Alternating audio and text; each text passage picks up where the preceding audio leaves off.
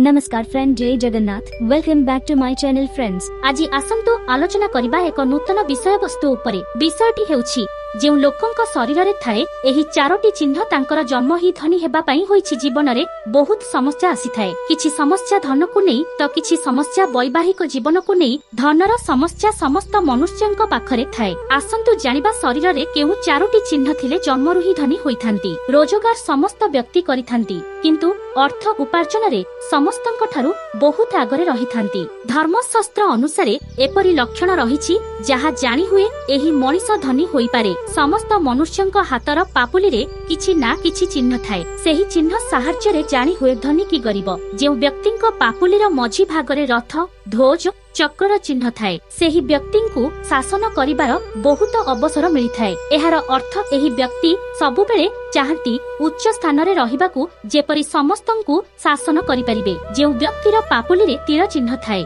सेही व्यक्ति बहुत धनवान होइथांती। मां लक्ष्मीक कृपारु सबु कार्य रे सफल होइथांती। सबु कार्य रे सफल होइथांती एवं धनर मध्य प्राप्ति होइथाए। समाज रे कोनोसी कार्य पई बहुत सम्मानित होइथांती। बहुत प्रशंसित मध्य होइथांती। सबु क्षेत्र रे बहुत उन्नति मध्य करिथांती। जेउ व्यक्तिंक पादरे चक्र ओ कमल चिन्ह थाए एही व्यक्तिंकर बहुत धन थाए। बहुत धन बाड़ी संपत्तिर सुविधार आनंद उठांती। निज जीवन को बहुत खुशी रे बिताई थांती। कोनोसी कार्य रे धन को नै किछि समस्या रहि न थाए। जेउ व्यक्तिंक पाद तळे तीर चिन्ह थाए एही व्यक्ति उत्तम शासक होइथाए। सबु बेले शासक हिसाब रे शासन करबाकू पसंद करिथांती। सबु कार्य रे धीर स्थिर भाबे करिथांती जहा द्वारा सबु कार्य रे सफल होइथांती। जेउ व्यक्तिंक मध्यम आंगुळीरु मणिबंध पर्यंत निर्मल भाबे देखा जाउथाए एही व्यक्तिंकु यश प्राप्ति होइथाए एवं सबु प्रकारर सुख शांति मिलिथाए। जीवन को बहुत खुशीर सहित बंचिबाकू पसंद करिथांती। कोनोसी कार्य को बहुत खुशीर सहित करिथांती।